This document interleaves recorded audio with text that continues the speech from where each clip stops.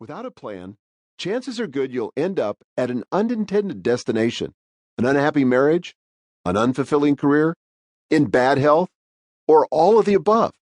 Most of us see the inherent wisdom of planning. We may plan for next year's vacation or our children's college education or our own retirement. But for some strange reason, it never occurs to us to plan our lives. It didn't occur to the two of us at first either. But then we saw what we were missing. Wake-up call. At age 20, I, Daniel, started my career in the mortgage banking industry. At 23, I was promoted to a management position. Over the next few years, the company grew from 8 to 17 branches. With a lot of hard work, I was able to attract and develop a winning team, which led us to a rapid ascent to the top-performing branch. At 28, I was promoted to a vice president position over all of our branches. I oversaw 200 loan originators and leaders throughout California, Oregon, Washington, and Nevada. And that's when things got tricky. The CEO of the company was a mentor and a friend. He said he was grooming me to take his seat. The company had gone public the previous year, and the future looked incredibly bright.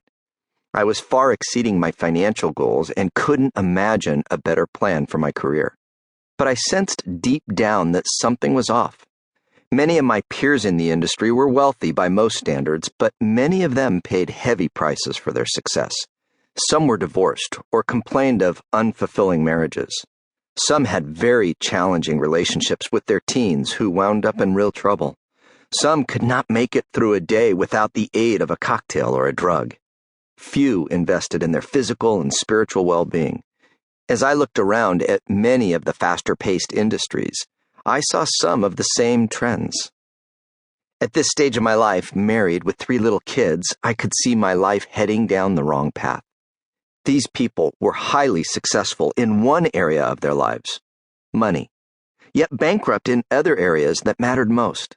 I wasn't judging, but I didn't like what I saw and knew a major change was needed to write a different story for myself. I thought long and hard about the path I was on. As I reconsidered things, my definition of success began to change. What previously motivated me lost its attraction. I was no longer about income, possessions, or title. I wanted more, but was unsure what I wanted more of. So I quit. It made no sense to some, but it made complete sense to me. I decided to take a 1-year sabbatical. During that time, I explored the options for my next career and settled on starting a business coaching company, which became Building Champions Incorporated. This is also when I was first introduced to the concept of life planning. I had become friends with author and sales trainer Todd Duncan. He played an instrumental role in helping me launch this new business, and life planning was a process that he used in his training. During my sabbatical, I wrote my first life plan and later created the tool that is the foundation for this audiobook.